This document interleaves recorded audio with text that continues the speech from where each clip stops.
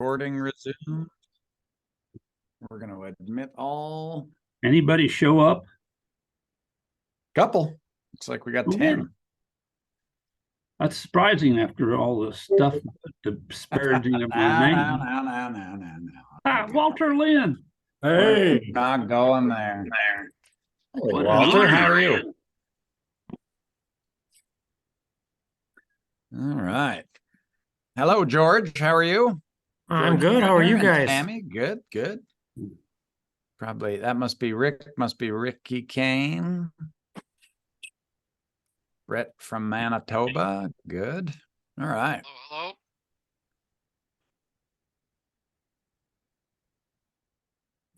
Oh, Jerry Hamill from out in Oregon. How are you? Oregon or Wisconsin, right? Isn't that the Yep. the mix?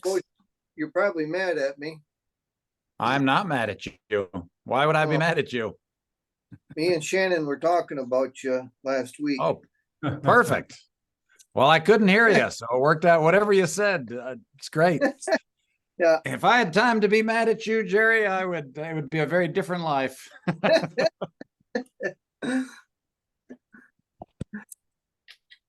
Fortunately, 3 children keep me distracted enough. I don't have time for those types of distractions. I just try to stay on Eric's shit list. That way as long as he's mad at me, then we're in good shape. Yep. It's not Very hard, good. John. It's not hard. That's correct. All right, we still got people jumping into the waiting room here, so we're gonna wait just another minute before we get going. I am very glad you guys are all here. Obviously, you guys got the email messages from Jessica saying that the meeting was on, so that was good.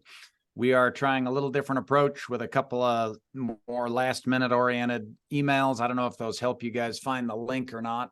If you find those annoying, probably let us know. All right. Well, let's looks like we're mostly here. We'll probably have some people join us after we get going, but we're going to have a little different format from standard this month because we are joined by a different guest speaker, Wally Olson. And I have asked Wally, he and I have been talking for a couple months now. I've asked him to talk today about this kind of the state of the market and the cow-calf business. And the reason why we want to talk about this today is because over and over again, I hear people say, man, the market is high. And we're inundated by news that the market is high. We see things all the time right now, how high the markets are. I just spent a little time watching the Bighorn Classic Superior auction, which is going on about 30 minutes from my house. And man, the market is high. But what I want to talk about more than anything, and I really want Wally to go into, is the market when we talk about it is this vague, amorphous, very large, sort of unapproachable thing. And I really want to make sure that when we talk about the market being high, that we think about this correctly. And frankly, it's the same when the market's low. It's the same when the market's sideways. We can talk all we want about the market, but generally the market does not influence me. Marketing as a skill determines a lot about how I interact with the market. And that's the part where we want to make sure we focus. Oftentimes, over and over again, we hear we have no control over the markets. And I'm going to claim that is absolutely not correct. I have 100% control over what I put in the trailer and take to the market, or what I video and choose to sell in a market. So while we don't have control over the futures and we don't have control over the Chicago board, those types of things, we have lots of control about how we interact with the market. So with that introduction, most of you know Wally Olson. Wally Olson is we'll call him now a notorious cow trader from Northeast Oklahoma. He does sell-by marketing schools. He spent a lot of time, he and Ryan Brand both spent a tremendous amount of time with Bud Williams while Bud and Eunice were living there near Bowie, Texas, and learned a great deal from him. I had the wonderful honor of meeting Wally. We debate about what the date was, but it was a couple decades ago. and his daughter was still in high school, and she's in her 40s now, right, Wally? So that's Right. that gives this weird anchor to the whole thing. But I had the good fortune of hanging out with him during the winter when I ran a seasonal stocker operation, and spending time with he and Ryan, and through those two, getting to know Walter well, getting to spend more time with Bud Williams, that sort of thing was a wonderful gift in my life.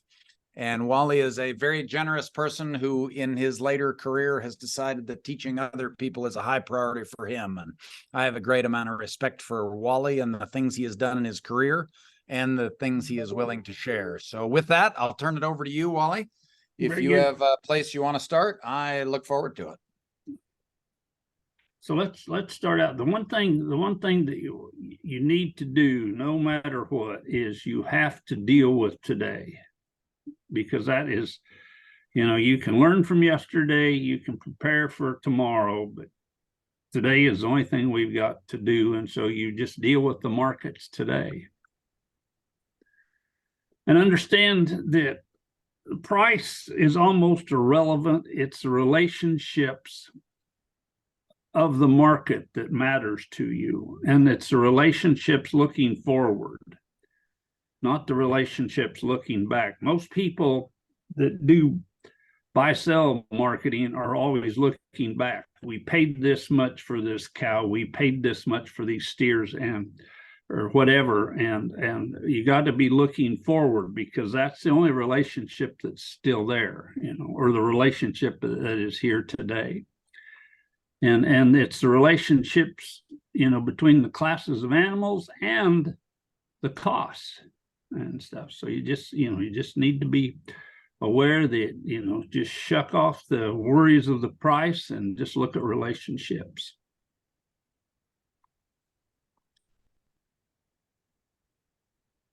And when they're going up, you don't lock up. When they're going down, you don't lock up. All you do is the math. Just like right now, there's gobs people that in theory have locked up because these cattle are just too damn high, And hopefully when we get work through this, I'm going to talk about 3 tools you can use to understand whether they're high or what they are. And basically it's a cattle square, the value of an intrinsic cow, and the cow bell curve. And that's basically all there is to the marketing.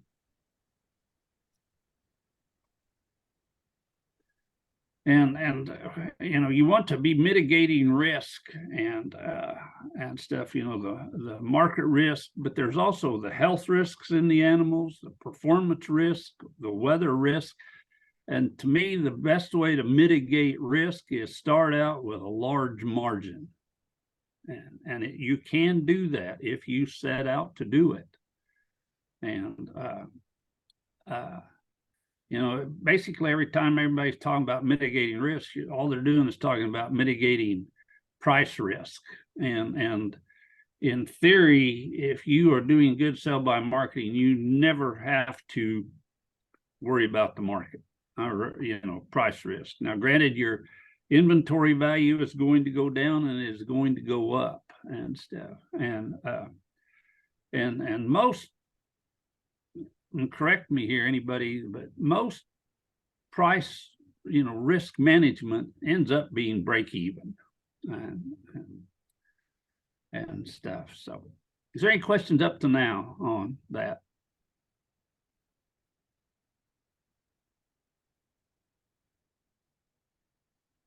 Don't let everybody jump up at once. I mean, nothing, very good. Well, we will move on. Hey, I've got a quick comment on that, on the market risk. Oftentimes when we try to mitigate market risk with a hedging tool or a contract tool, we often are increasing our susceptibility to other things. So for Correct. example, LRP has a date and a window where you have to trade. And if something changes in your environment, outside of the market, then that can create sort of a compounded problem with your contract. That's correct. every time you do price risk management, you're usually putting yourself into a box of some kind. Yep. And to me, if you were to learn good stockmanship, so you can reduce your health risk and increase your performance, you understand what I'm saying? And you've got healthier soils, that does a lot more than the market risks, in my opinion, and stuff. So. Wallace, you talked about soils. What K-State? Are you okay with that? I was wondering if I was thinking, God, Lynn, you were asleep. I was talking about dirt and. No. You're talking about soil now. There's a difference. I understand.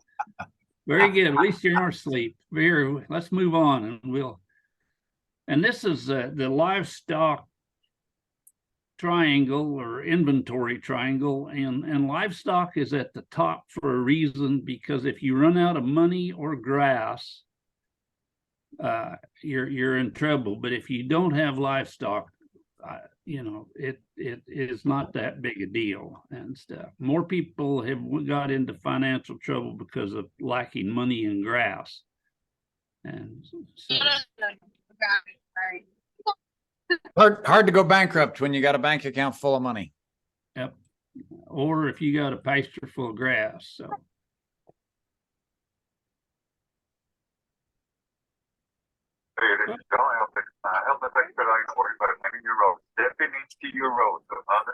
Is that you, Wallace? We got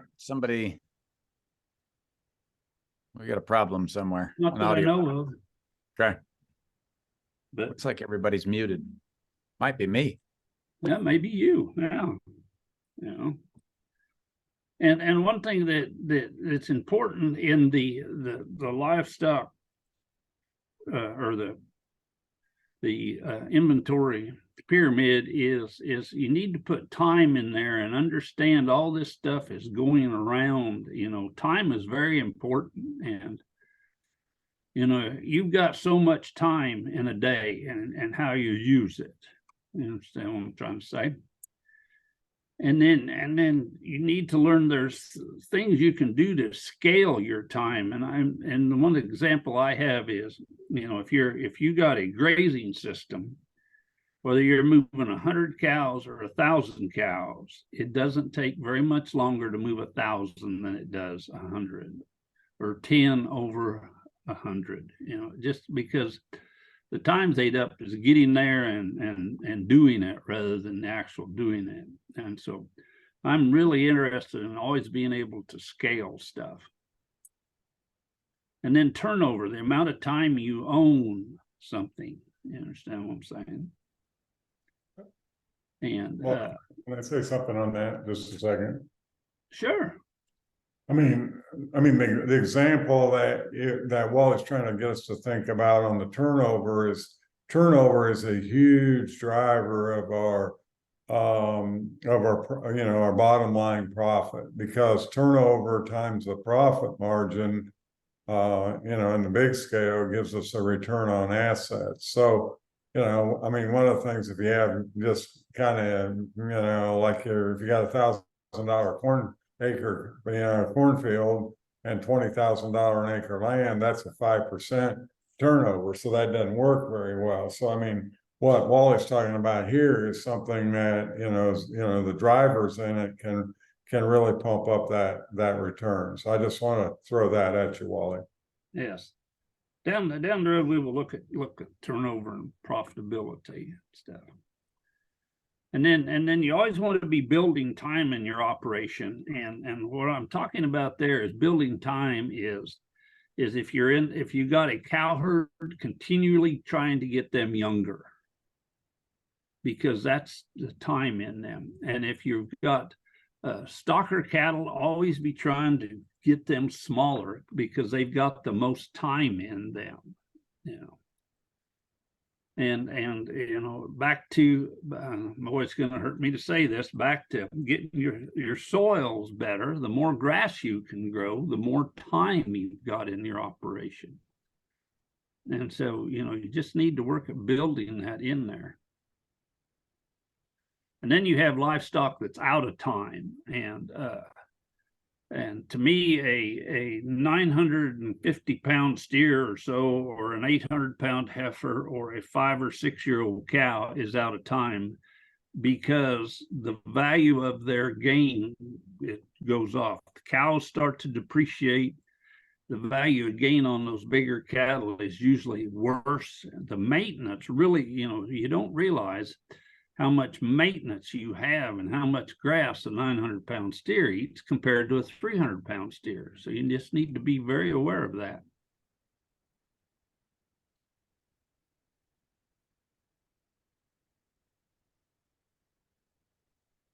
And one of the big things, and this is feed or whatever, but I'm really adamant on trying to sell your grass for full value and, capture full monetary value of gain. Capture full inventory value. I mean, you have appreciation, and this isn't a cow herd. You have appreciation going on, you have depreciation going on, and you need to mitigate the depreciation and maximize your appreciation if you can. And understand the cost of maintenance. I mean, people, this is a big deal. And, every time you build a fence, you increase maintenance. Every time you do anything, you do maintenance. Just like a lot of people have gotten excited about putting in commodity barns and getting, and feeding. Well, you got to understand that there's a whole lot of stuff that you have to do that.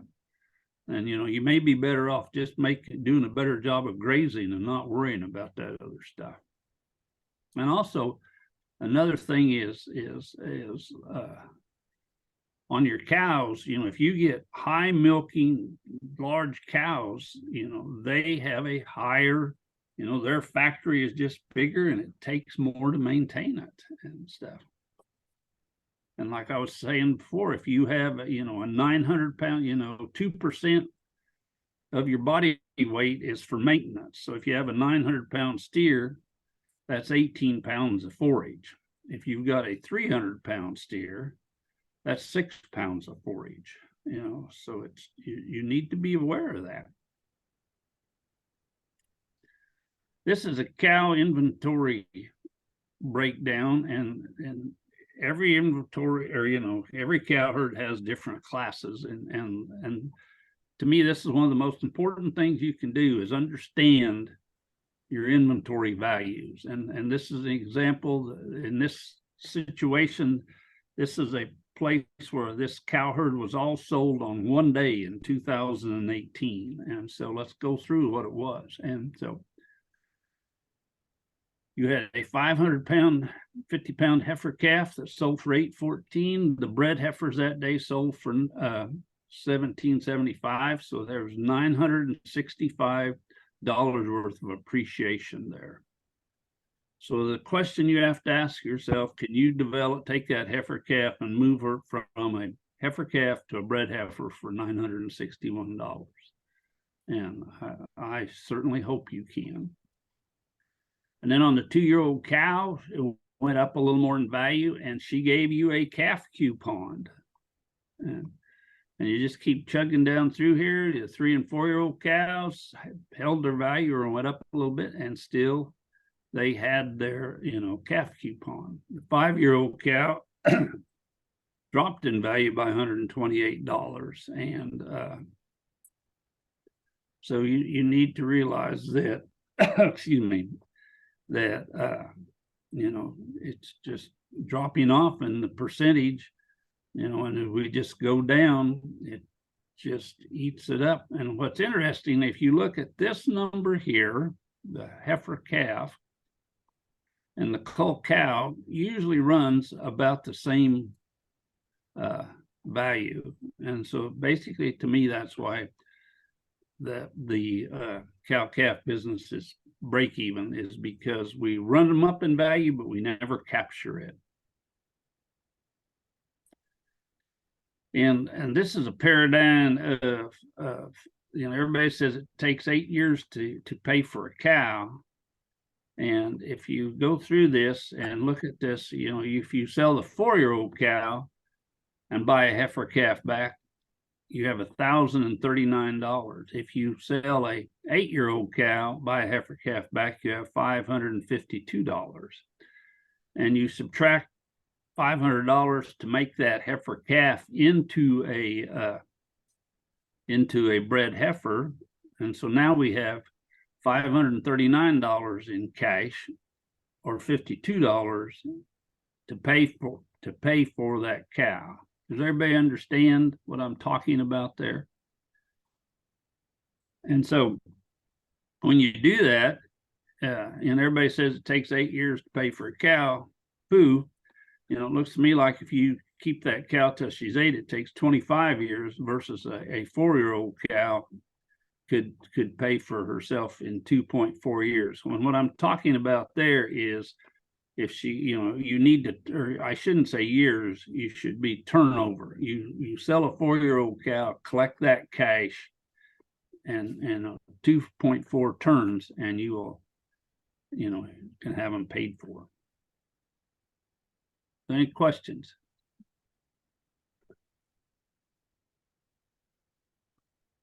Okie dokie, we'll move on. And another thing that bothers me is everybody gets excited about big calves, and everything that I have looked at, it just doesn't add up. And this is a chart by Chip Hines, and you can run 100 head of 1,000-pound cows, or 71 head of 1,400-pound cows, and you work through this calf value chart.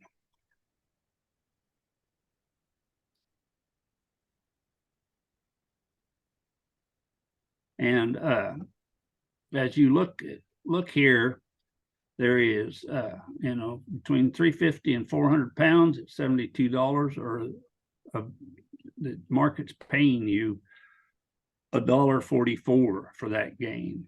And 400 pound to 450 pounds, it's paying you $1.32. 450 to 5, it's paying you $1.30. 5 to 5.5, it's taken away $39. And if you run those cattle to put another 5 or 200 pounds on, they never get back to the value of a 500-pound calf. And this is where I'm talking about, and you need to understand, what animal you can produce the most overvalued. If you're producing 700-pound calves, weaning calves, you got big cows, and you're calving in the middle of the winter if you're selling them in the fall.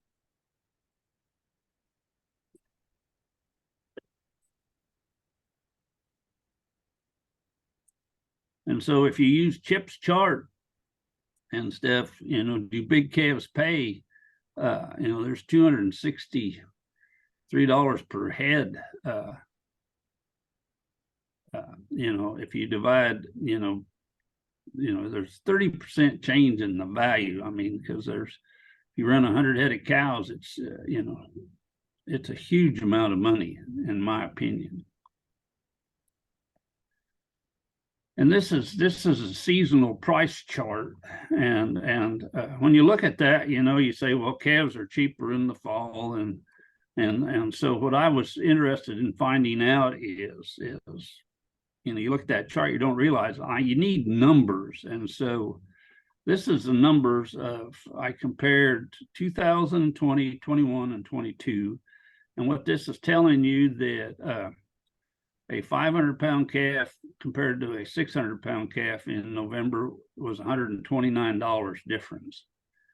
And in April, it was $124 difference. But if you compare the 500-pound calf from November to April, it's $290, which is, granted, the market has went up and all of that. I will concede all that. But if you drop down here when the market wasn't, it's still 125 or 210, 150. So it's 19, it's between 15 and 20% improvement in your sale price just by moving so you can sell your calves in the spring.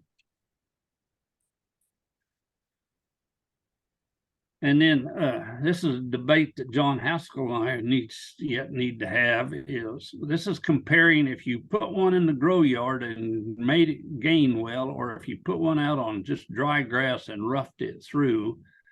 You know, the cost of gain in the grow yard this year was $1.50. The cost of gain doing this is higher, but you got less total dollars. And when you get down to the bottom line, there is a lot more profit in that.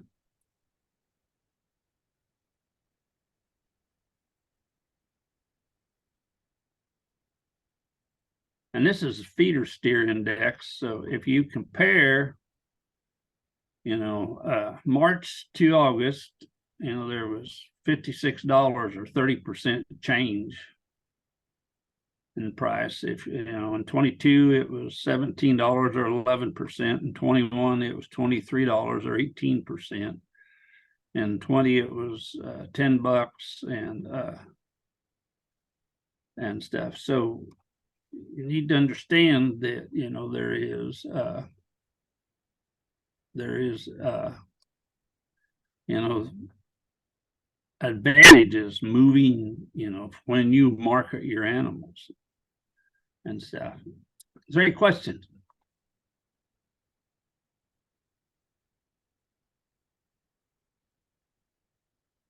One of these days I'm gonna just sit here and stare until somebody asks a question. I'm not following along on the last one, March versus August marketing. What are we marketing in? 800-pound steers in Oklahoma City is what it is. And what I'm trying to show you that if you put a calf in a grow yard, a fall calf, or you wean a calf in the fall, put it in a grow yard, make it gain like gangbusters, versus if you dry winter them and put them on summer grass. It's a tremendous difference in the outcome. Okay, I'm following along now. I got it. Thanks. Good question, Brandy. Thank you. Women are always a little smarter than the men. Everybody's here, and stuff. But they usually are too hesitant to ask questions. That's my only complaint. Yeah, very good. Don't understand. We got to ask. Is there any other questions before we move on? Okie dokie. This is the cattle square, and I'm going to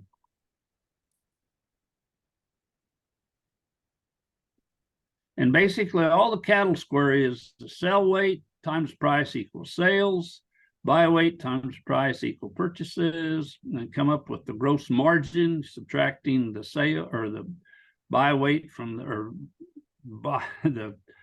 the purchases from the sales. You come up with the gross margin, you come up with the weight gain, and then you figure out your cost to keep, and you'll come up with your cash flow, and then you can come up with the value of gain. So does anybody out there have an animal that they just sold, a bigger feeder animal?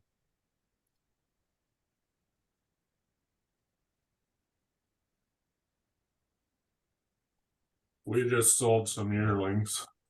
Well, good. What'd they weigh? Just a second here. I think I can do this.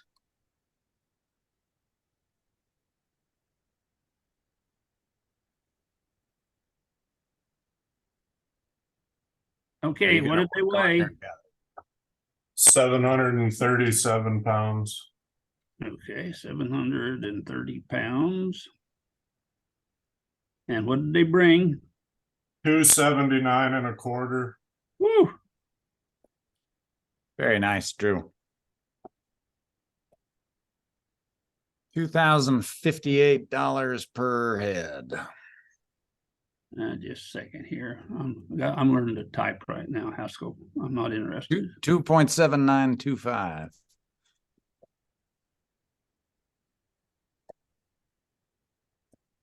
Are you regretting that decision to market those? Are you pretty comfortable? Okay, What's the dollars there?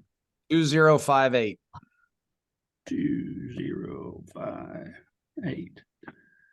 Okie dokie. And are you in the stocker business or the cow calf business, and where are you located at?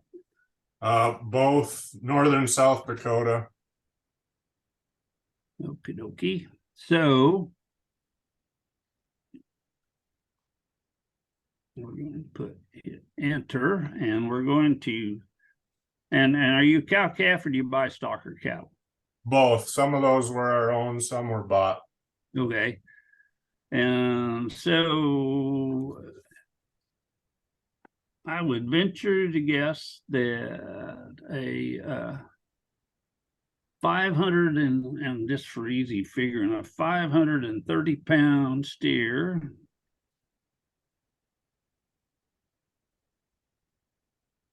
and South Dakota today would trade for 290. Is that reasonable?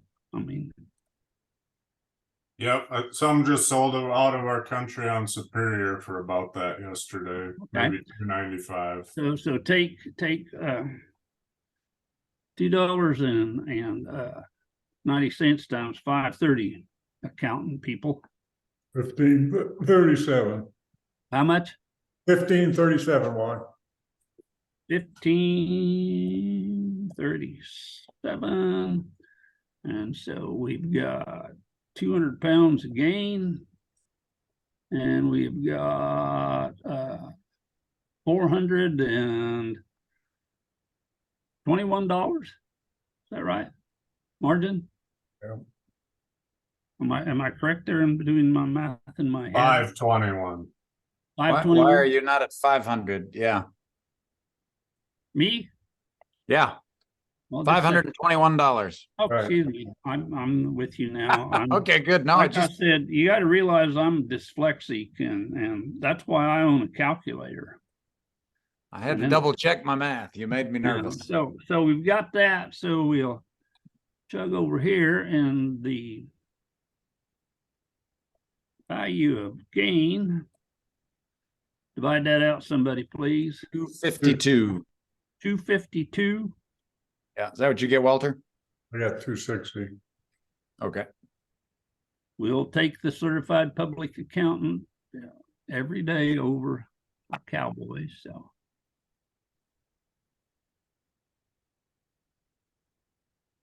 Yeah, I used 737, Walter. That's why the difference. so you know, there we are, and you know, and if So are those $2.90 calves overpriced? The market's high. That's a lot of $1,500, a lot of money to pay for a 530-pound calf, right?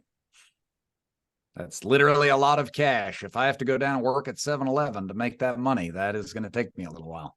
Yep. And what do you feel that it costs you to run a yearling on grass up there in North Dakota? We custom graze some cattle right alongside these, and we charged $1.10 per head per day for grass. $1.10 per head per day, and let's 100 days. Would you? 120 days they were on grass. How many days? 120 days on grass. What's the grass bill? $130, basically $132. Okay. Cost would be $130, and since you guys do it right up there and stuff, you have another what, $75 of just other costs in them. Would you agree with that? Sure. And stuff. So in other words, we have If you make it $70, then it's an even 200. well, let's make it 205 since you told me that, you know, so. And so that comes to 320. comes to, somebody quote me, I'm locking up. 316, 315. 16, yeah.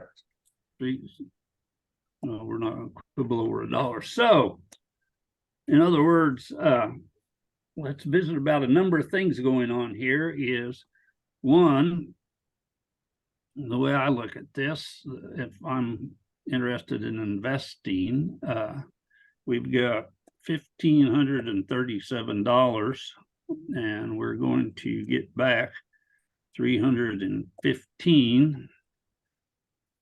So what percent return is that, somebody?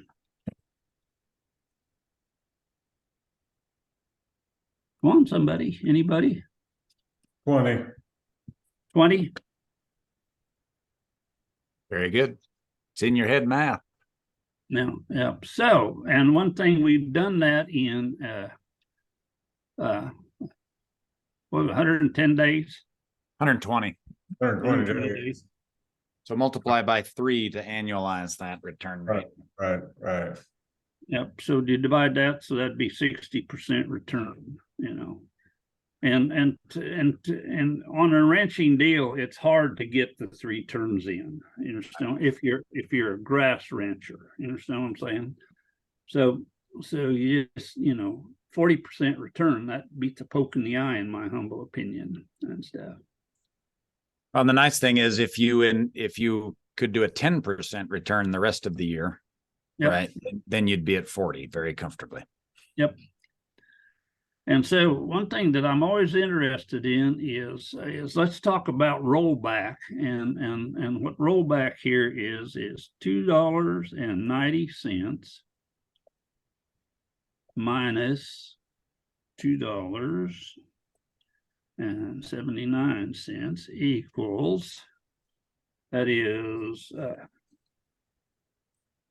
11 cents. Is that correct? Yes. 11 cents. You take that times 530. 500 pounds equals $55, correct?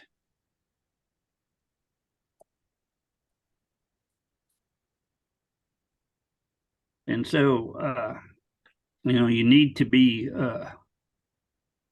aware of, that's how much, you got to make up $55 in just what you lost in inventory change.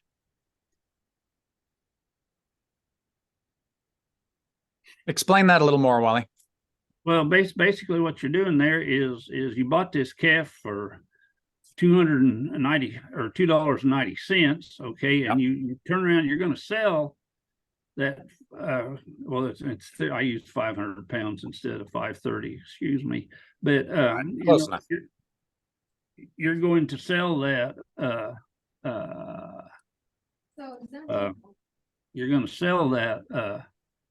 In theory, you're going to sell that 530 pounds when you sell the 730 pound one. But you're going to sell it at that 530 pounds at 11 cents less. And so, needless to say, you got to do you've got to do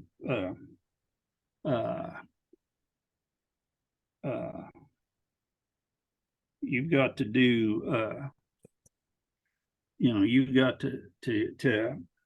you got to burn through that $58 you lost in inventory value and stuff. And so, one moment, please. Hello. Well, we'll turn that phone off. Sorry about that, everybody. So that's one example. Does anybody have any questions on this?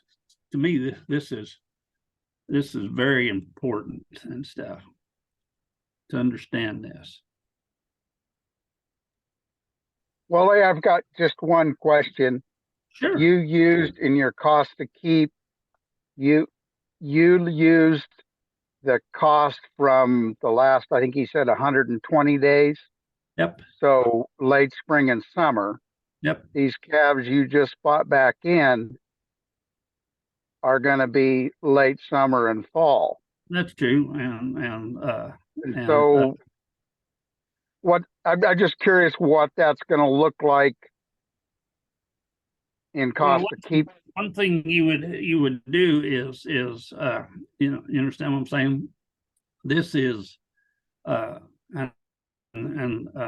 what you would need to do is just go through and adjust the adjust it, and I don't know what the cost to gain is in but let's just do that. Okay, let's just say it's going to cost you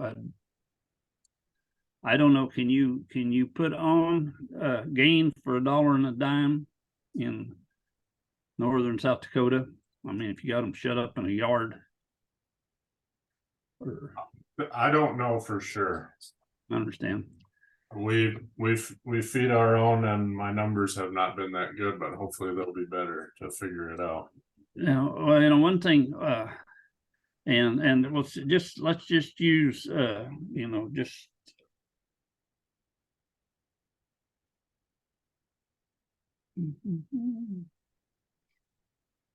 We're going to put 200 pounds on them, clear, 200 pounds times. We'll use £1.25 pounds. That's $250.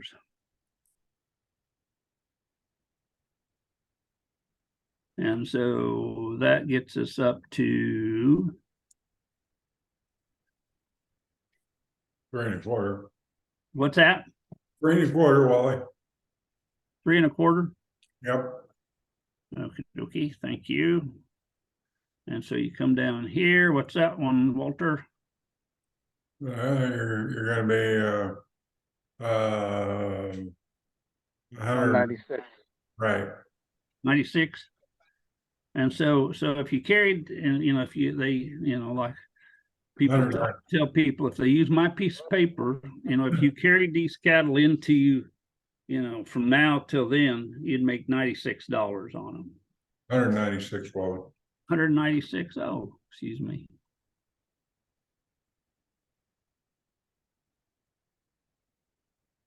So if you so this Now, would be if you run, but let's make sure we do this. If you start with a 530-pound calf and you only put 200 pounds on it in 300 days, we're not exactly killing the animal performance here. And $200 per head is darn sure better than a stick in the eye for what I would consider very subpar performance. So, well, basically, in theory, this would be, doing 2 rounds a year. You understand what I'm trying to say? Right. Here you knock this out, and what was 315 on the other one, so Walter Lynn had 196 and 315 together.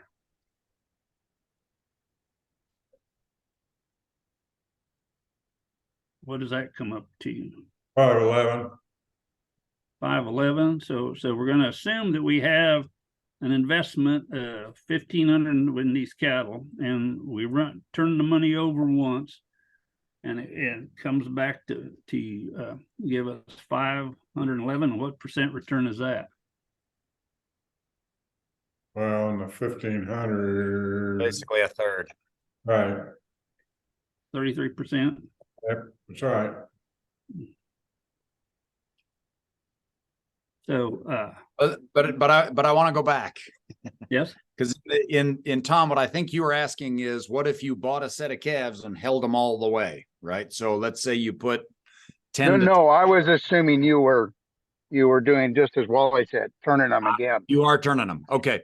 Well, even if you didn't do that, even if you bought 530-pound calves and took, I don't remember the total number of days, but we're about 300 days here, took 300 days to turn them into 730-pounders, that's still over a 13% return.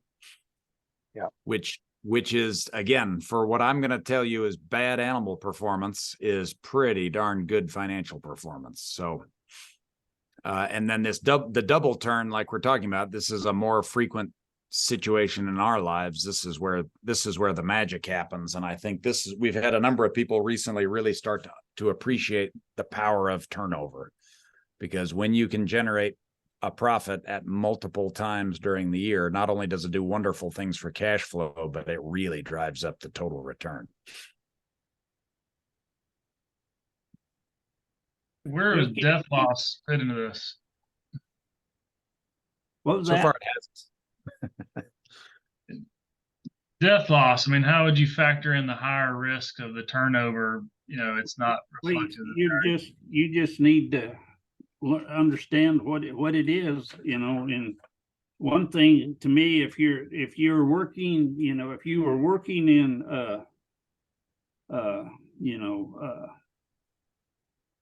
the southern part of the United States, you know, your death loss is a lot higher than up there where you're at in you know, I would think that you could, in that $75, you could cover your startup costs and your death loss. I may be wrong. Doesn't that just get figured into your cost of gain in the end for the turn? Well, it could, you know, I mean, you know, you just need to understand how, you know, you do that the way Walter and I do it. You know, you buy so many and you sell so many, and the death loss is covered in that you don't sell as many as you bought, you know. So you're right there. And stuff. Okay. Over and over again, what we continue to see is that, assuming you're not at a very low margin, death loss is not that big a cost, even when the death loss numbers are uncomfortable. And I think we've talked about this before. We don't mean to be dismissive about it, but you know, over and over again, it's definitely important, but it doesn't wind up as a driver.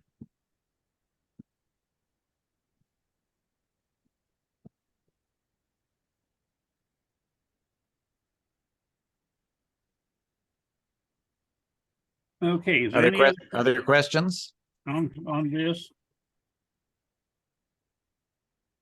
And let me go through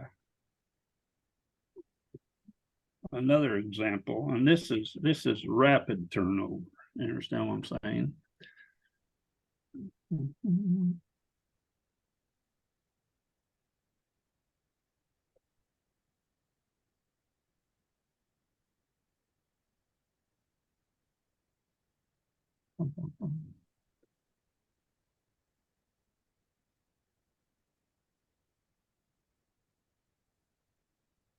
I'm having trouble finding my aha there. Boom. Okay, this is going to be an example of rapid turnover. And me and another gentleman just sold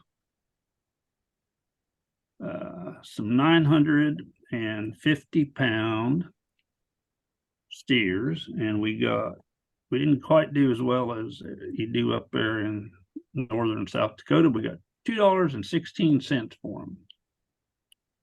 George, this will speak to the example you were citing a minute ago. This is $2,052. Right. Okay. And we bought back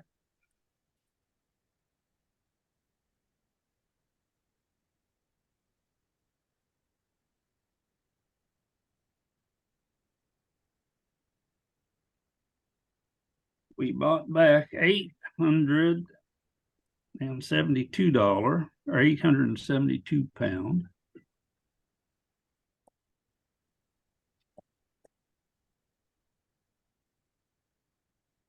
Bulls at 1.64.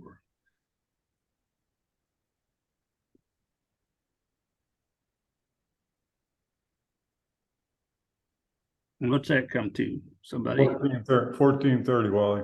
1430. And so 622. okay, how much gain did we have there? 25, 20, 27 pounds, 28 pounds. 78 pounds. 78 pounds. 78, excuse me. 78 pounds gain, and what was that, 22. 622. 622? And so, Terrible, terrible. Oh my goodness. value gain, what's the value gain on that? 797, Wally. 797. And it cost us, and we'll work through this. This will be good for you, Walter. It cost us $3.25 a day, and they were there for 55 days. So we're 55 times $179. 179. Mm-hmm.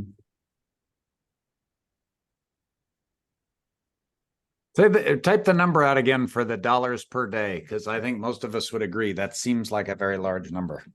No, I think it was 325. I can't, I don't have the sheet in front of me right now. Okay. But I'm going back to the, when you've got an 870-pound steer on feed, guys, they're going to eat something, And so what is that number, Walter? It's $179, Wally.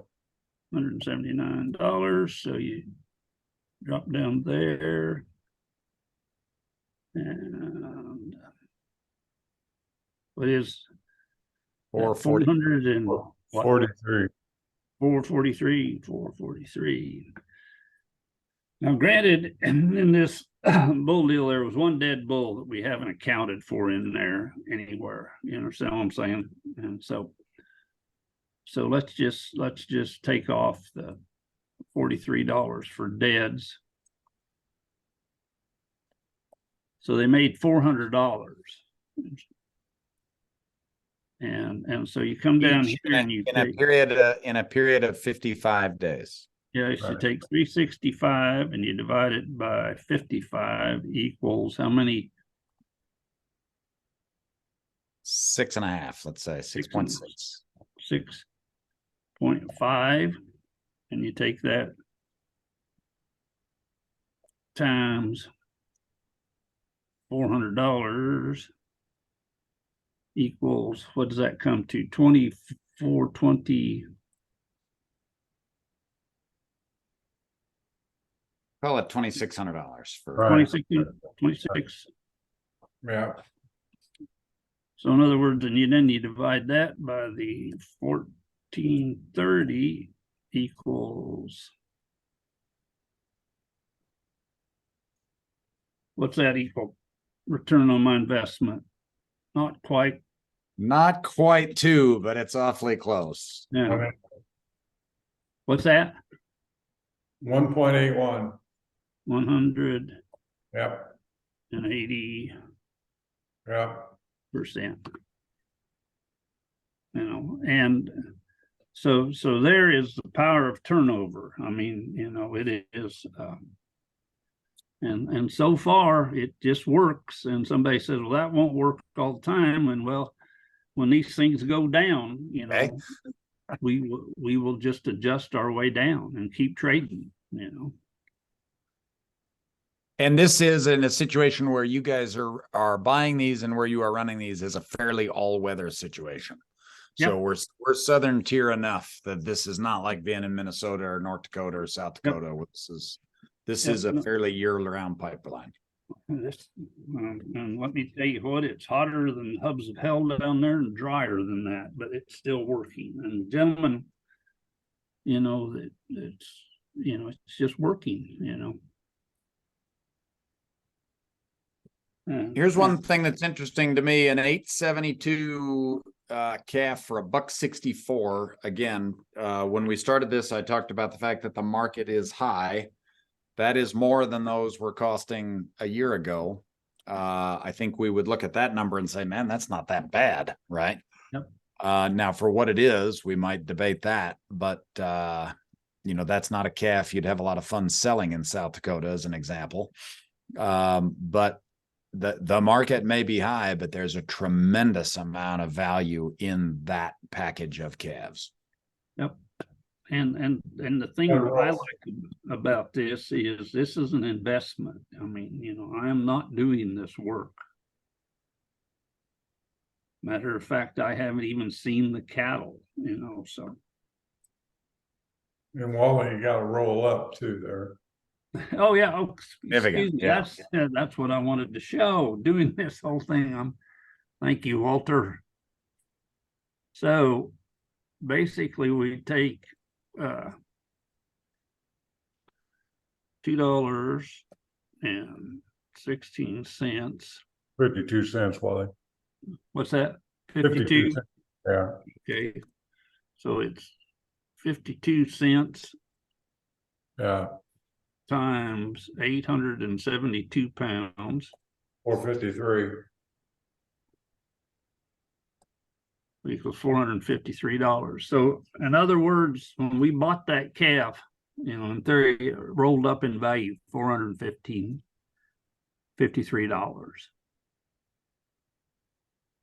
And let's work through something here and further. I hope I'm not confusing you with all this stuff. But if we had you take 622 and you minus out the roll up, 453 equals, what is that, Walter Lynn? That is, 169. right, yeah, 169. yeah, And so if you look at what it cost us to do it, 179, we lost $10 on the gain. You understand? Does everybody understand what I'm saying there? right, right. You know, you know, you know, the only reason we are keeping them around is to get them transitioned from being bulls to steers and stuff. But when we talk about this, we talk about this as the income from marketing, right, versus the income from production. Cutting nuts off and converting it from one class of animal to another is a marketing action, whereas putting weight, the 55 pounds that you put on, that was 55 days. Sorry, what did we put? 78 pounds on. Yeah, that's the production part. Castrating is a marketing activity. Changing class. Yeah, because if you take 78 times 216, that's your 169. Yeah. So, you know, like I said, this is you know, we you know, it's amazing. You know, this thing is done. It's set up in Kemp, Texas, which is getting pretty far down there, and the cattle come from around there and out of Florida, and it's so far it's just chugging along. You know, we maintain about 200 head on inventory, and we'll see. Is there any other questions on this? Those of us in the north that focus on quality as our way to profitability, I would challenge you to go look at cattle south of Emory, Texas, and tell me what your thoughts are, because it's a little bit paradigm challenging.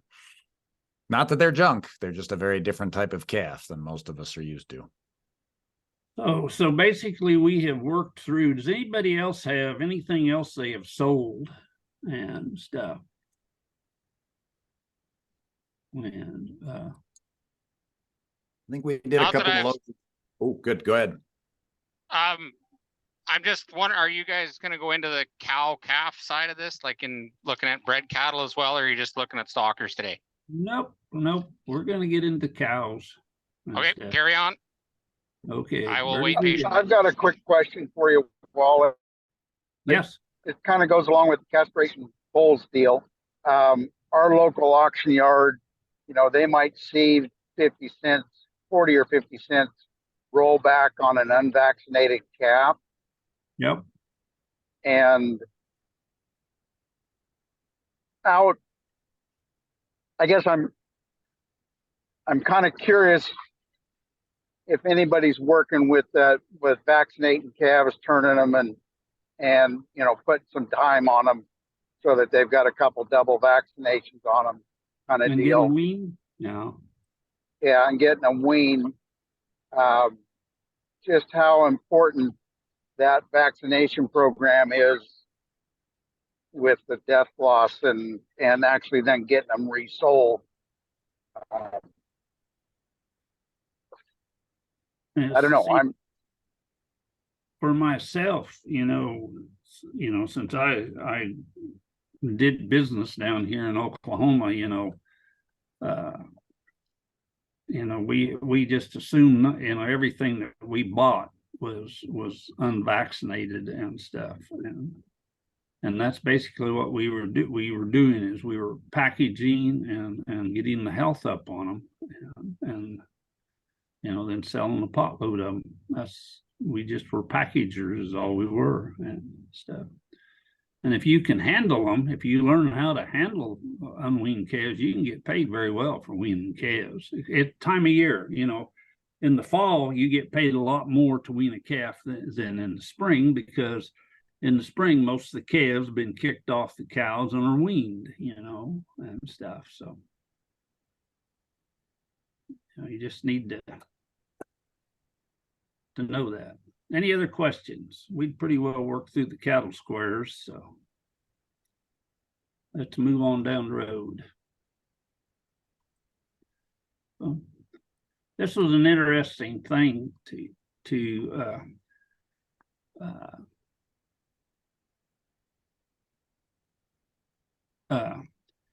I was going up to Kirksville, Missouri to do a talk at the Livestock Symposium, and I was working with the area extension specialist, and we had visited for quite a while,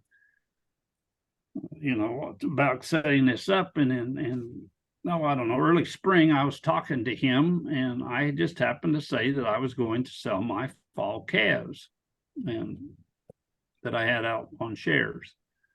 And that's all that was said about it. And so in July, I called him back, old Zach back, and you could tell there was a problem with Zach. He said, when you sold your calves, he said, I sold mine. I don't think I should have. And I said, well, why? I said, why'd you sell your calves? Because he said, you were selling them. I said, the reason I was selling them is because the gentleman that had the cows had to pay his pasture rent, and so it was fine to sell the calves.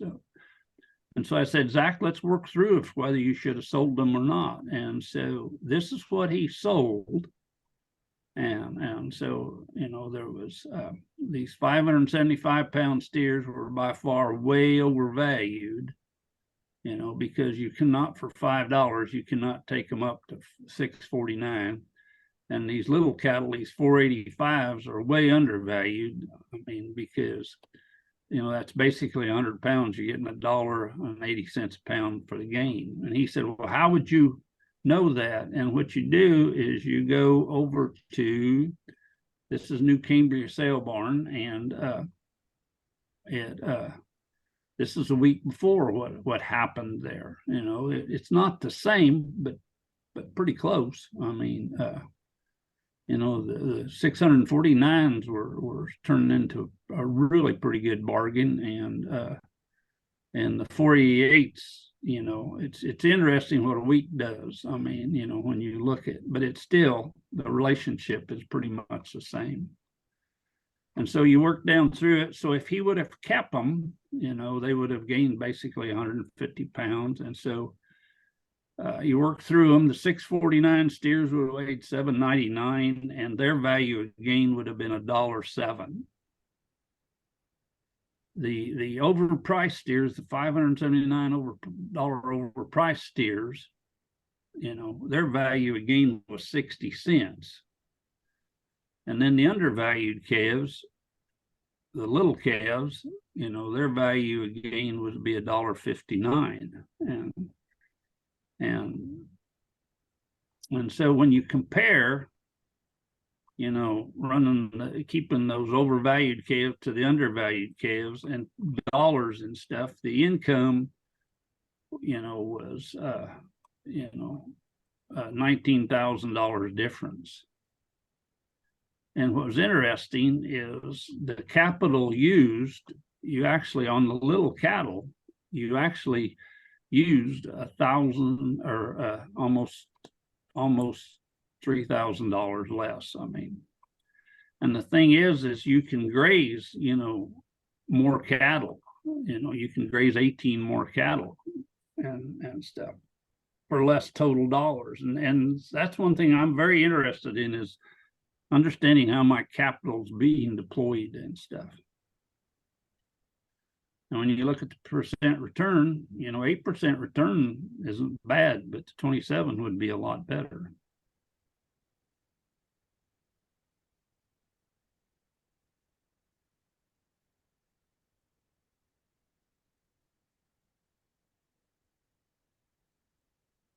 And so marketing versus selling, and this is the a cow sale, and it's Springfield, Missouri, and they have their Saturday night special cow sales, and then they have their Monday just regular cow sales.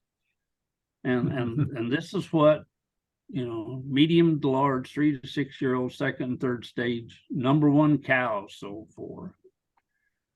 And then at the Monday sale, basically there was $400 or more difference in them. So you need to be aware of putting your animals, whether they're stocker cattle or feeder cattle or anything, make sure you put them where they have the most value and not just selling them. You need to think about marketing them.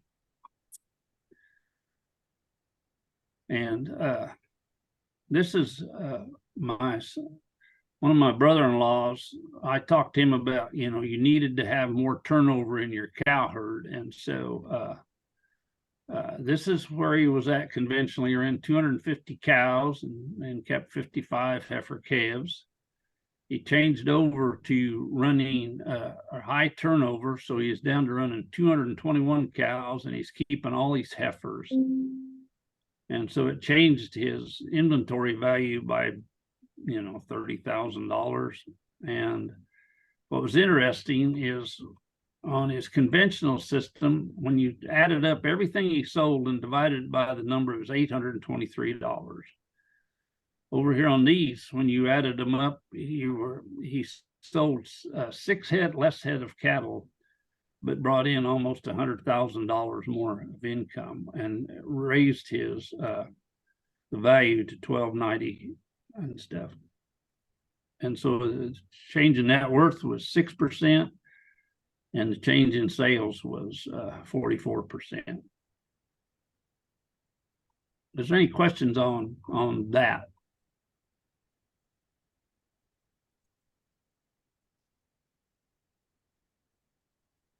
Did it take some time to transition there, or?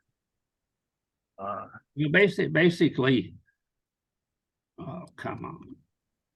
When you go to transition, what you do is you just stay where you're at, and you go in and start keeping more heifer calves, and you start selling off whatever age group is the most overvalued, which will usually be, the 5-year-old cows. And that's where it's come that I'm the 5-year-old and cow and out person. And I'm not. You sell, look at the relationships, and you sell what's overvalued and keep what's undervalued, With the present market now, but there is a pattern, right? If you look at 10 years worth of data, there's a pretty repeatable pattern. Now, the exuberance of the cow market is going to give you an opportunity to sell your 6 and 7-year-old cows pretty high, just because and stuff. So you just need to be aware of it. And the way you transition is just you keep your older cows because they're depreciated out, and they'll give you a full valued calf. Where you start is you sell your 5-year-old cows, and even be more cautious. sell, if you've got a couple hundred cow herds, sell 10 of your 5-year-old cows, and you'll discover, that the sun comes up, and you can do that.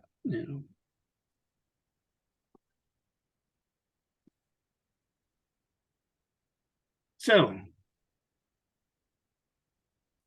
let's move on a bit here. And this is an intrinsic value of a cow. What this is just what a cow is worth, just, to cut her head off and sell the calf. And in this scenario here, it was, you could pay $725 for the cow and stuff. So let's click on one. And so here we're going to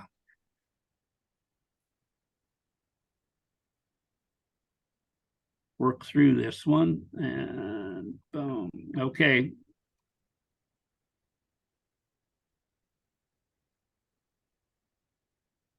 And so what you do is you take the the cull cow value, and gentlemen from northern South Dakota, what are your cows weigh? Oh, 1,300. Okay. And that little girl is going to be worth about $1 and a dime, probably. And so 1430. 1430. And you drop down here, and a 500-pound calf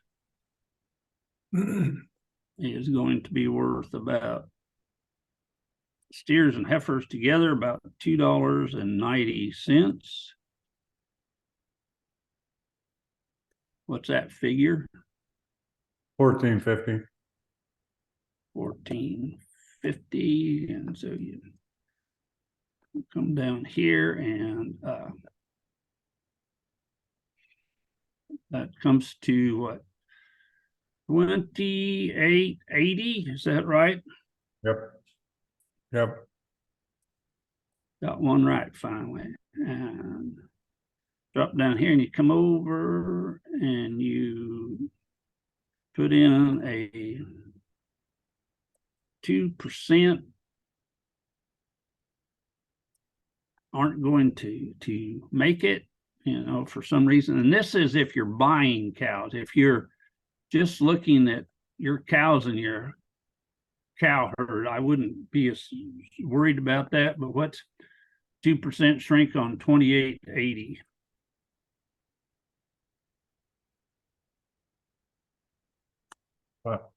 $56 or something like. No, it's what I'm interested in coming up with is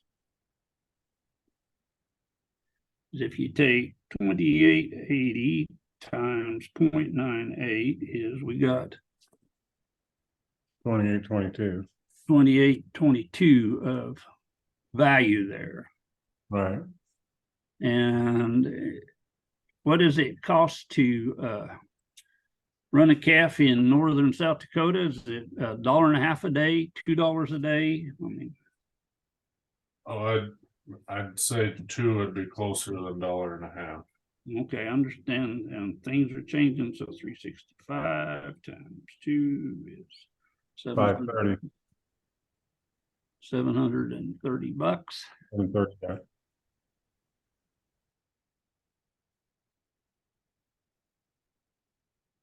Just for reference, I used to always use $500. I've gone to $7, even outside of South Dakota, just because the cost of everything is higher than. I understand. Seems like that number around 700 keeps coming up again and again in different parts of the country. So in other words, if I'm not mistaken, this cow, well, you could give $22.92 for a cow. You understand what I'm saying? That's their intrinsic value, you know.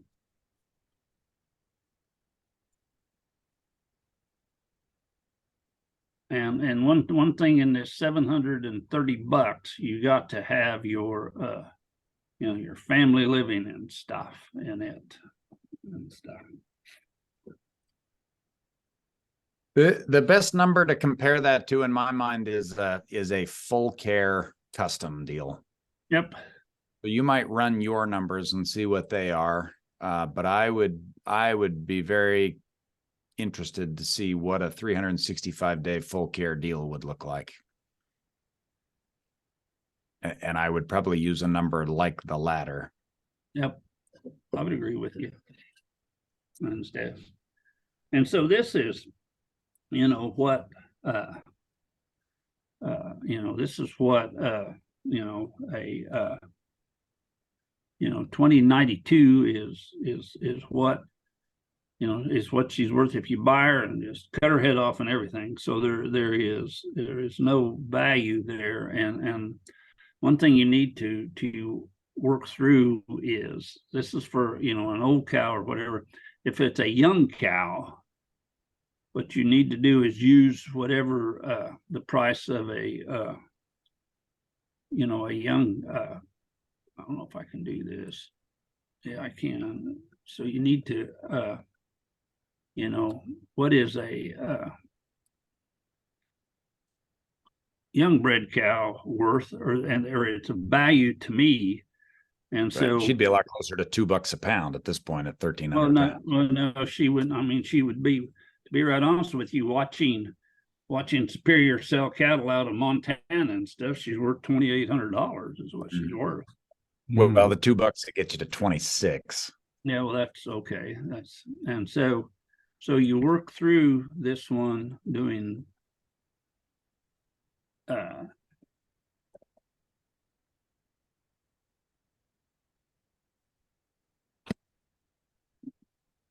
now you come up with, give me some numbers, Walter. 42.50. Right. 42.50. Mm-hmm.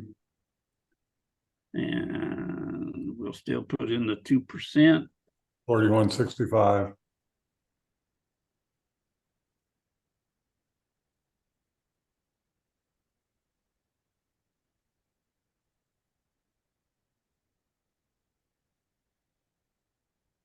$41.65, Wally. I realize that. Just be patient. Sorry. I don't know what I'm doing there. Yeah, there. And whoops. And here, and we go over here and put in our 730, and we come down here and what's that number, Walter Lynn?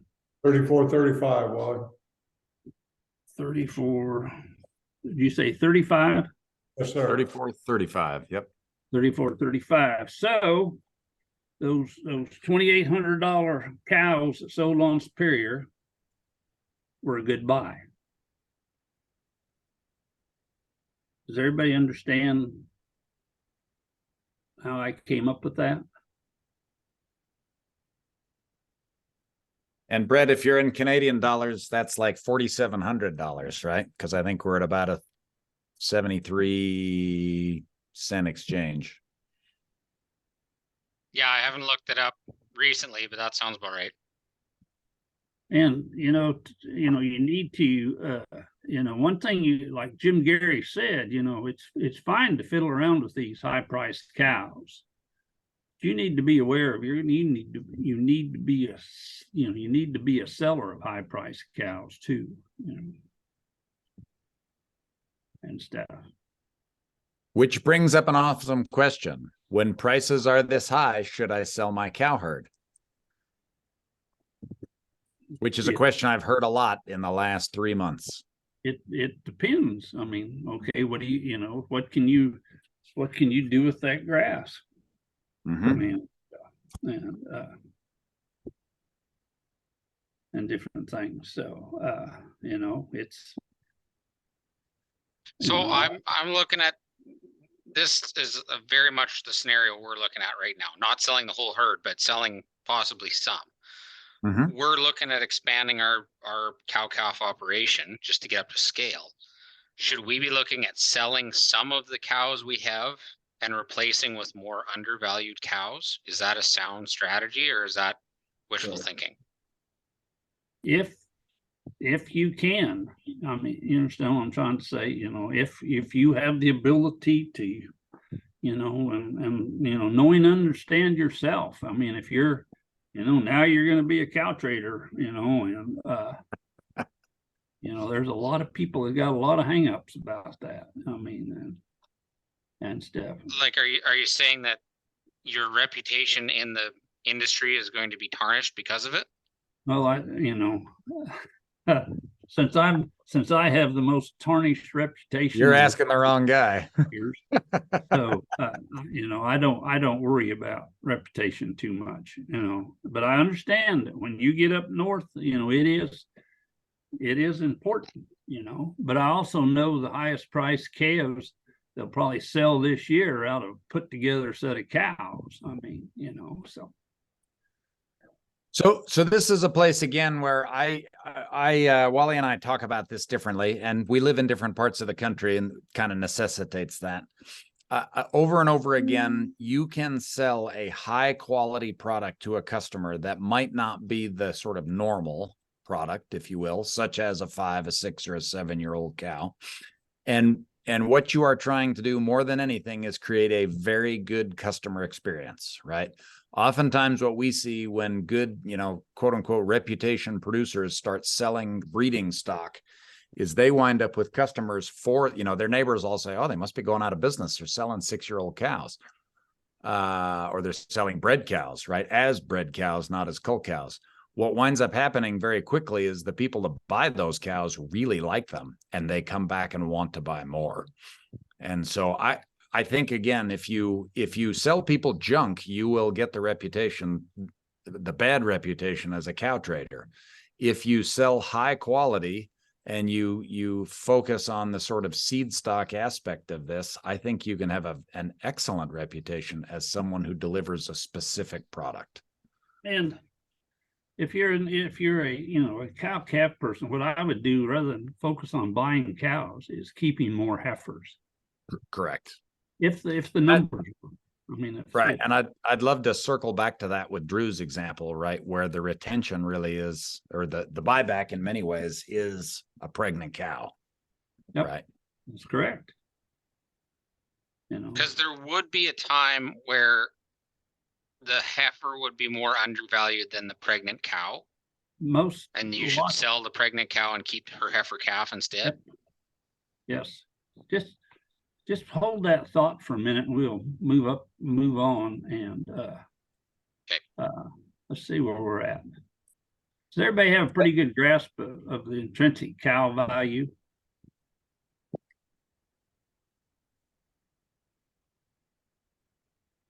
So that last thing on this, Wally, that we sometimes don't cover to sort of close the loop, you come up with a number that's 34.35. That says that I could run out and buy a cow for 34.35 and break even, basically, right? That's what that cow is worth.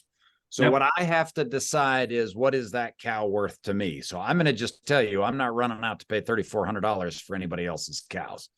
No way, no how right now. But I might say, okay, for a $500 margin, I think that cow's worth $34.35. I'm willing to pay. I'm very comfortable paying $2,800, knowing that I have, or $2,900. If I said 500, I think I did. But whatever that number is, right? Saying, okay, that's the margin I'm willing to basically create with that purchase. Yes. And again, we're always doing this in a sell by context, and we focus over and over again on the fact that the profit, if you will, is created at the purchase or the repurchase, if you will. But again, when if I buy that cow in an intelligent way, buying correctly often leads to very good outcomes. Correct. So does that make sense? The same on the old cow. I'm not going to go pay $2,100 for an old cow, but as an example, I've been able to pick up old cows for $1,500 to $1,800. Well, that's for the time you need to own them. That might be good enough. Yep, and then, this tells you, that, that a $1,500, 1,300 pound black older cow is worth quite a bit of money, and stuff. So yes, the market is high. Yes, interest rates are high. Yes, expenses are high, but there's still plenty of profit opportunity in here. When other people are freezing up, we probably want to be moving faster. Yes.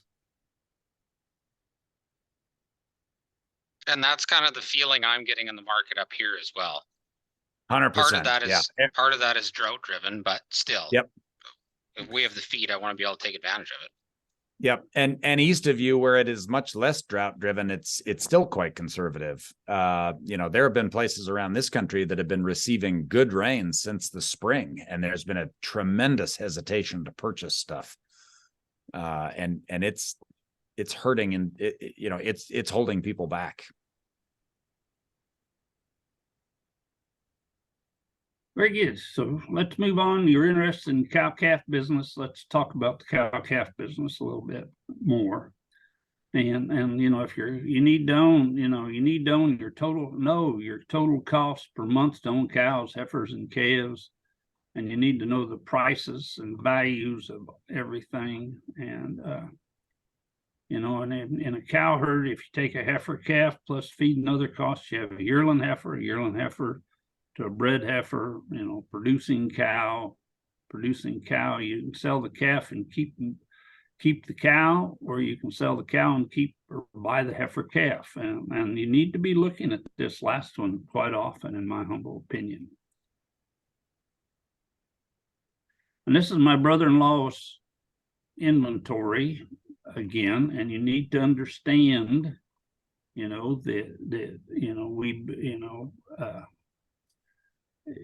the market giveth and the market taketh away. And so this is a graph of, here's the heifer calf. She goes up in value. They hold their value, and then they tail off. And when you look at calf, here's the value. The blue line is the value of the calves you sold, but the red line is how much of the calf income is ate up by the loss in value of the cow. And the thing is nobody measures this, and they don't realize it's going on. And to me, it's the most profitable part of the cow business.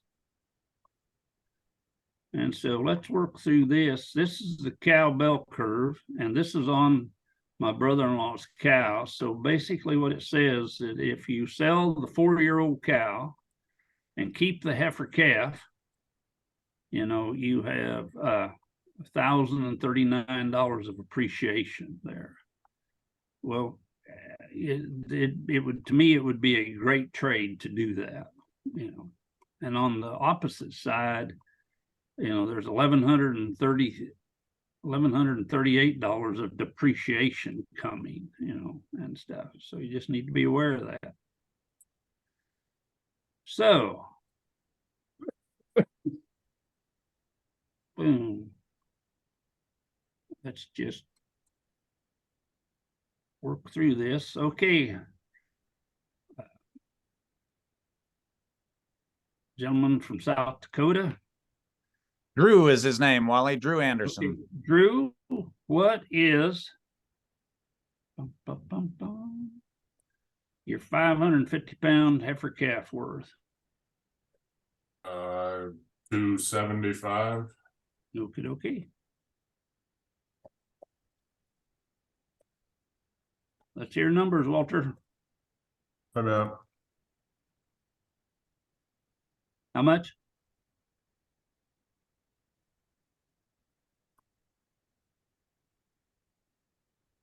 $1,512.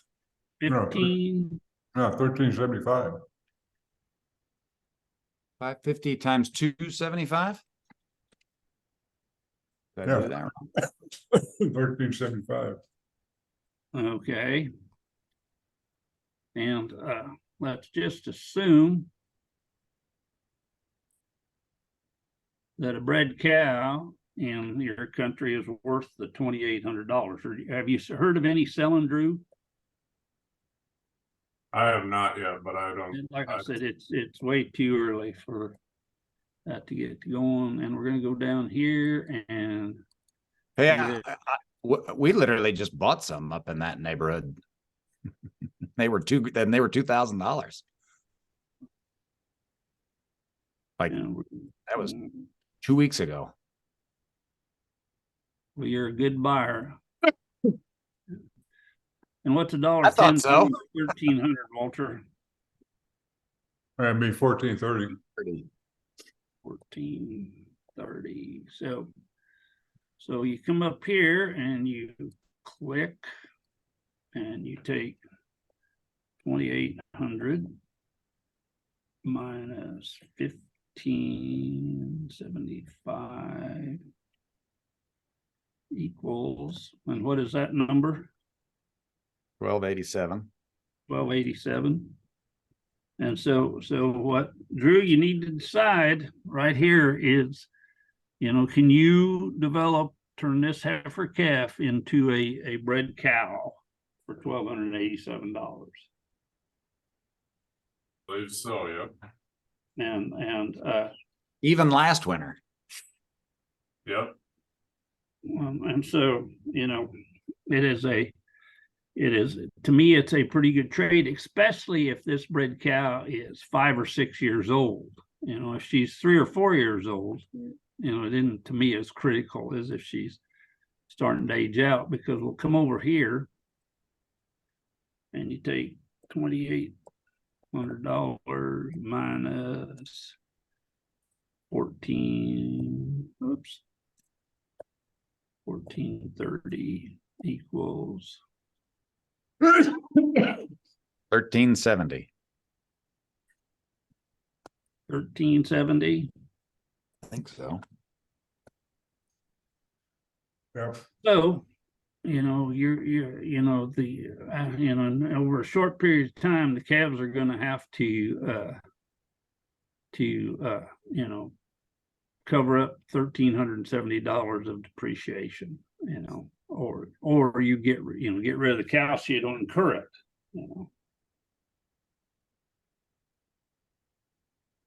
So, is there any questions on that?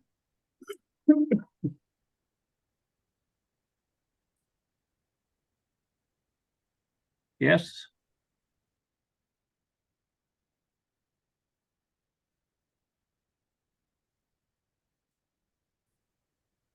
Again, you might be getting to this soon, but right now we're sitting on a herd with a lot of age in it. Like you're talking about getting your herd younger. Ours is not. We've bought a lot of old, very cheap cows over the last couple of years. Should we be like, if we're looking at trading cows out, we should be trading out the ones that are at their peak of value, like your 5-year-olds and that. What do we do with these older cows? Just keep calving them out until we're sick of looking at them, or no? Just keep. To me, just keep them, wear them out. I mean, you just keep them calving until they stop giving you a calf. Yep, because you're not going to incur any more depreciation in them. Okay. So in that example he just used, once they're back down to a $1,430 cow, right? That's your denominator, if you will, for what it costs to produce that 1,500 and whatever number we had, $1,580 calf or whatever, right? Yeah. So I'll take that all day long. Does that make sense? Yeah. Now, I think there are a few things you can do here. Wally, I don't know if you've played with this. I am amazed at what people will, if you offer them a set of cows to cut from, people often cut very different cows than I do.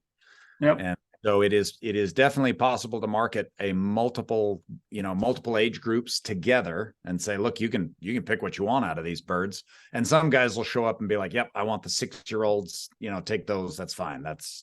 That works. But other people look through about a 4 or 5 year old, or 4 or 5 year collection of cows, if you will, right? 4 or 5 age groups together.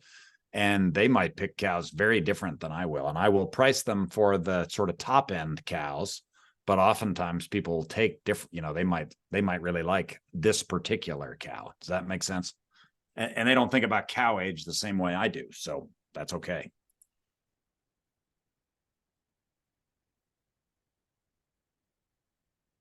I want to show you something that I thought I put in, but I didn't. Come on, computer. This is in a case like those $2,000 cows that we bought recently in the Dakotas, the difference there, that $420 difference, there's no way I can get from a $1,500 heifer to a cow for $420. So to my mind, that goes the opposite way, which is you're better off to buy the cow. And if I use $700 as kind of my average annual run cost, then that, that number becomes a pretty easy number to compare between heifer calves and, pretty much anything bred. Okay, one thing that I thought I put this in, but I didn't.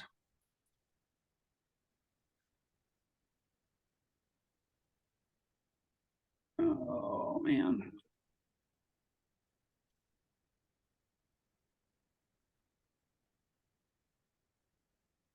But this is how you manage through a downturn. And you need to understand, the relationships and prices. And you're always looking forward at relationships and not back, and try to maintain and build cash. So in 2014. Hang on one sec. When you say maintain inventory there, you mean number of head, correct? Yep. Not necessarily dollar.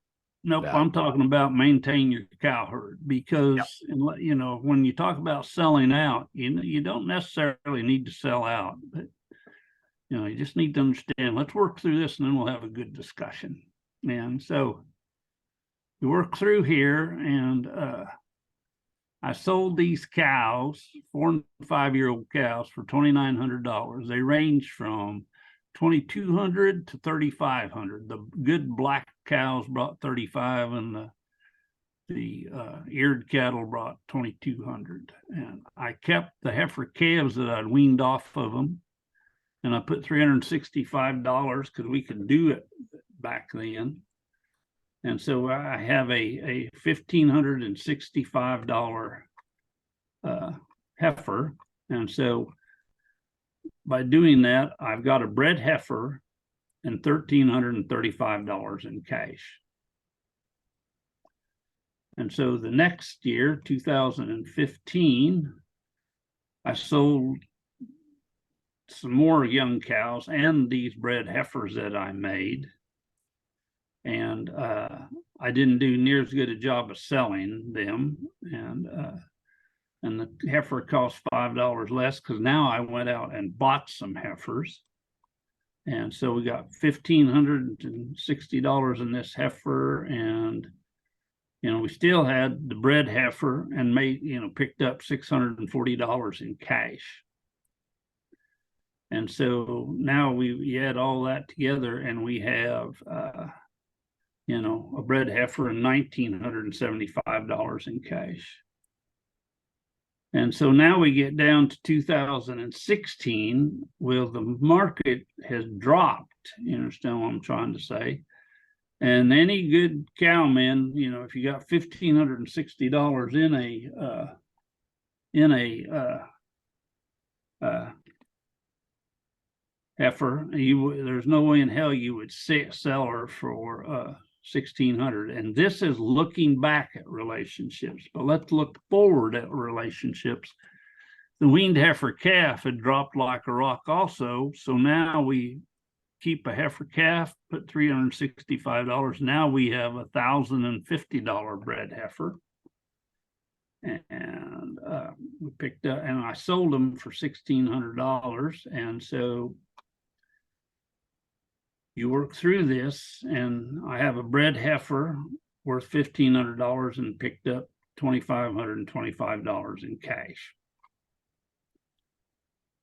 And if you locked up, this is what the scenario would look like. Granted, you sold 2 really expensive calves on them, but then you sold 2 not so expensive calves. And so you subtract the $475 a year to run a cow that I charge, you have $2,255 in cash. You come over here and you subtract the cash from the calf value and the depreciation, and you're out of business and down $90. And on the opposite side, we're still in business, and it was a $4,115 difference. So, that was quite a difference. Okay, no, is there any questions?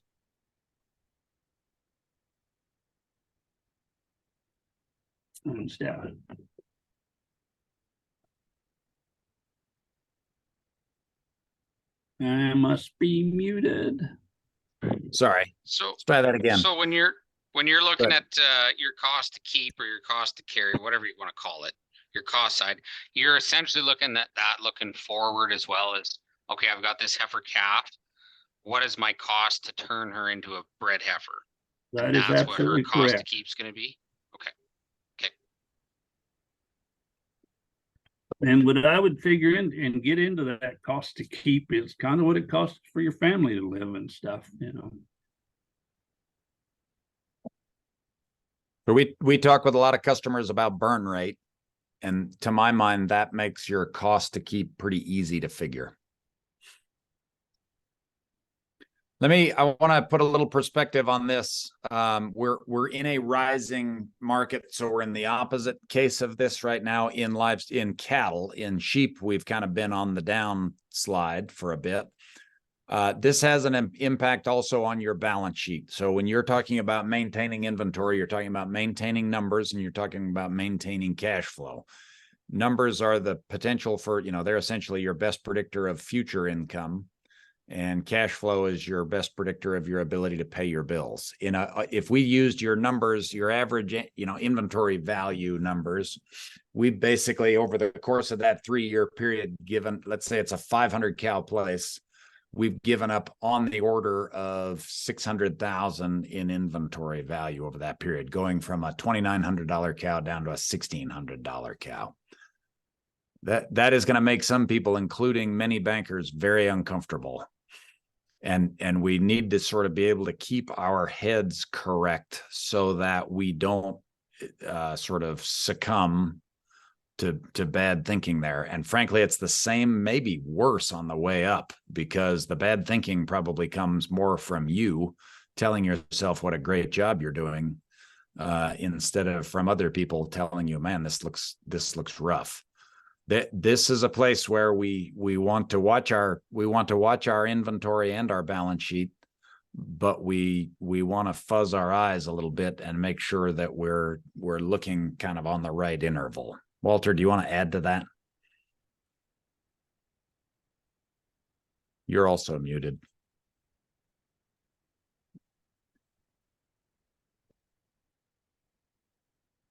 I mean, you're trying to stay in the game.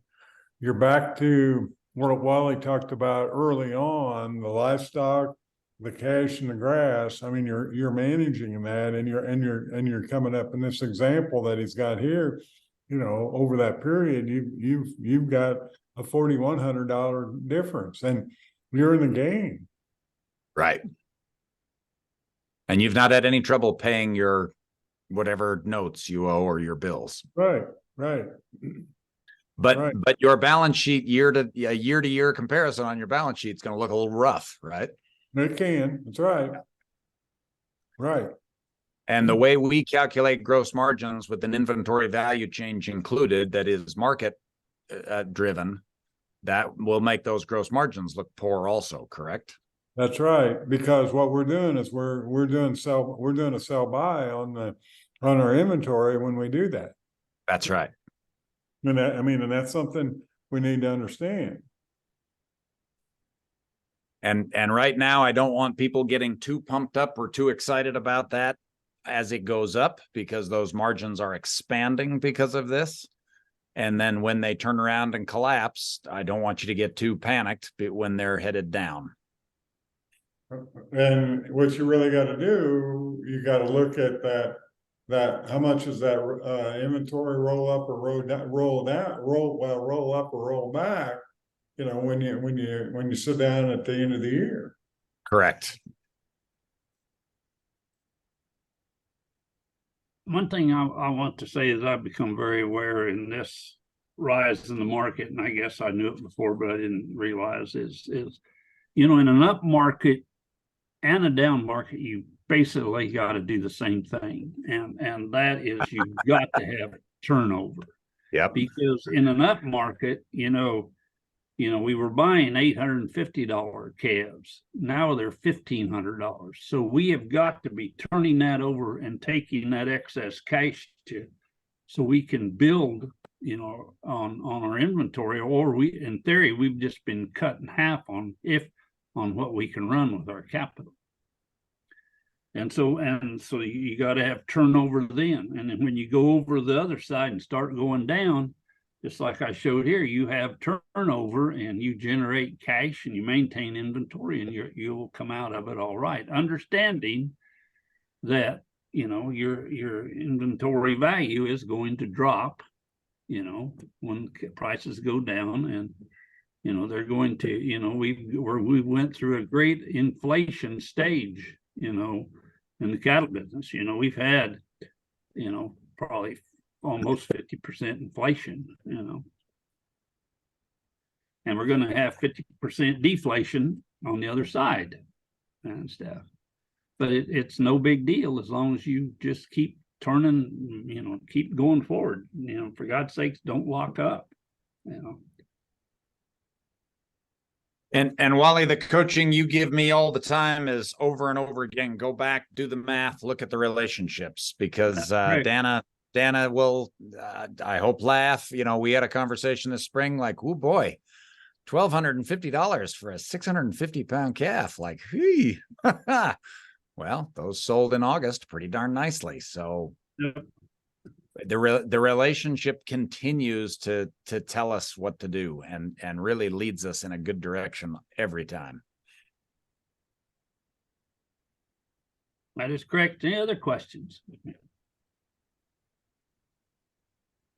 And if any of you have questions, get a hold of John, or just get a hold of me, and we'll work on them and stuff. My question is real quick back to the cattle square. Yes. I'm not quite understanding calculating the value of gain and what I do with that number. Oh,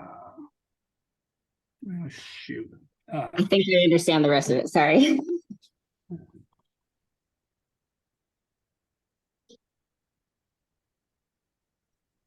Now, just a second here. John, can you just a second here?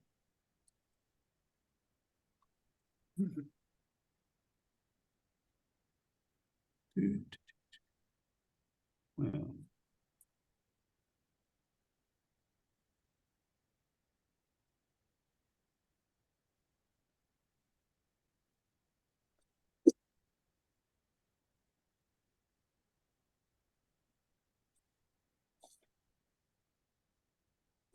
John, I think you need to make a calendar of the screenshots of Wally's face while he's looking at his computer. Wally's Ranch Right. That's a horrifying prospect, George. I don't want to flip over every day and look at that. Hey, real quick, while he's pulling this up, Wally's got a couple of sell-by marketing schools going on this fall. One coming up here very quickly at the beginning of next week, the 28th is Monday, right? Monday night through Monday night. Friday lunchtime. And then the next one is November, is that right? End of October into early November? No, end of November. End of November. Okay, into early December. And those are on his website at olsonranchllc.com. I've used this platform a number of times to tell people that the customers that we work with that combine ranching for profit and good sell-by marketing, the sell-by marketing is like rocket fuel for the ranching for profit system. So you do the basics, you get your overheads under control, you learn how to sort of drive your business, if you will, properly using ranching for profit type, a ranching for profit approach. And then when you add sell by marketing, it does wonderful things for the revenue side of the business. We spend a lot of time focused on costs. Our friend Burke Teichert loves to talk about having a war on costs. I don't disagree with that. We fail often to talk about how much revenue potential there is and how much revenue potential we often give up. And this helps with that a lot. Okay, there we got the cattle square up. Now, what was the question? Walk through the value of gain, please. Yeah. Value gain. Okay, and so just a second here. Boom. And we're gonna go with text and so let's I just just say don't we're gonna understand what it's telling me. I understand how to calculate it, but okay, what it's telling basically, okay, what it's telling you is say you come up with a 75-cent value of gain out of the deal. It's telling you that you don't want to do that. I mean, because it isn't worth it. If you depends what your cost of gain is. If you come up with a value gain of $2 or $3, $2, and your cost of gain's $1.25, it's a good thing to do. That's what value of gain is telling you. okay. So Brandy, it is the market telling you what it will pay for the next increment of gain. So that might be 50 pounds or 100 pounds, however your market report is. But in our market reports right now, if I go in 50-pound increments, roughly, it'll tell me that one 50-pound increment pays me like 12 cents. One pays me like $4, and another one might take away, 60 cents. So when we make that comparison by weight class in a market report, we can get a very good idea of where the market has, sort of put the value, if that makes sense. And when we compare that to our cost of gain, it gives us an opportunity to see where we can really, come up with some great returns. Okay. One of the important things about that is, again, we assume that when the market is high, that it's all high. And that is, I have never seen that to be true. Wally, you use an example of your extension guy who sold calves at the same time you did, right? And a few things he wasn't, he was, well, it's a good time to sell calves. Well, there's no such thing, right? Because calves are such a multidimensional, right? So how many different ways can you split those calves? That is where that's kind of where the real action happens. And so even when we're talking about a 500-pound calf, well, you're talking about a 500-pound, Drew Anderson calf from northern South Dakota, or are we talking about a longhorn calf? Or are we talking about a crossbred calf from the South Plains? Or are we talking about a Santa Gertrudis calf from South Texas? Those are all very, very different things.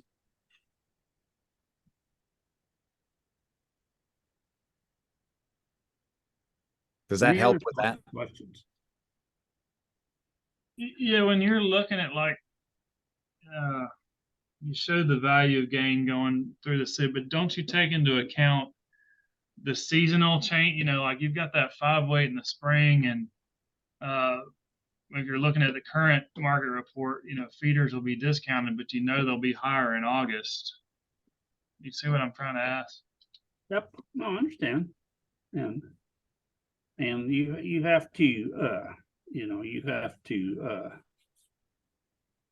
be, you need to be aware of that. I mean, and when I'm, but the thing is it doesn't matter when, you're always dealing with today in the spring. If you're buying grass cattle, what you're buying is you find the most undervalued animal out there and you buy it. And that is on comparisons to all the other animals selling. You understand what I'm saying? Yeah, I think so. I guess mostly it's if you're deciding to stocker your own calves or not. But and one thing one thing you can do is one thing on sell by marketing. Okay, if you calve, so what I like calving later, and I don't know when you guys calve, but I like calving later. So my calves hit about 550 pounds, the 25th of March. And what I really like about that is I'm selling calves in the same year. And so I can, make a decision whether I want to sell them in grass fever or carry them out to August and September and stuff. You understand what I'm saying there? And, but you also have to understand that when you keep the cow, you bought you another calf, whatever your cost of production is, so now you're running with 2 calf crops and stuff. You may, one thing I look at is when it's coming down to in the spring is you look at what the feeder cattle contract is, and you make a decision whether there's a lot of money there to be made or not, and know whether you can handle the risk of it all and stuff.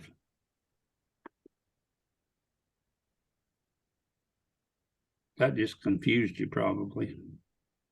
Well, I think I got it. Thank you. yeah. I guess what I'm saying is the value of gain looking at a spring market report wouldn't probably be accurate if you're trying to decide to keep them to 5 to 7 weights. Right? Yep. And go, like I said, the odds on the market is going to advance from spring to fall. I mean, but it goes back to, you deal with today, always deal with today. And the way you do that is you find what's undervalued and you buy it.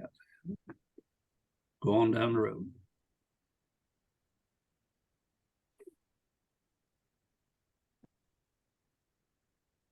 So as an example, today we just watched some 380-pound calves sell for $425 a piece.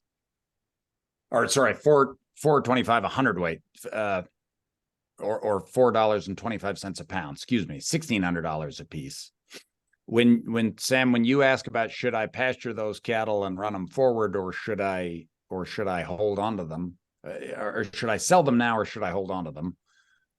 To my mind, then I compare that to Drew's number of what he was selling a 750 at, and at any day of the year I can come up with a signal that will tell me should I keep going forward or should I not. If that number, even what, Drew, what was your number again? It's like 270 something. 279.25. All right, let's just call it 280. At that point, there's $1.31 cost or value of gain on those 380-pound calves. That if my cost is $1, that is positive. I don't know that I might not look at the market and see other places where I can make more than that and decide, that's not necessarily what I want to do.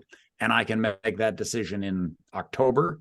I can make it again in January. I can make it again in March, and then I can, eventually by, let's say, August, I need to be out of them, right? They're going to have hit a feeder weight.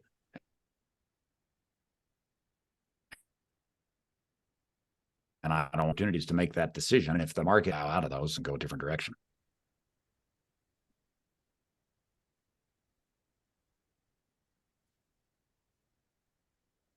Okay, I hate to do this. It is 3 o'clock.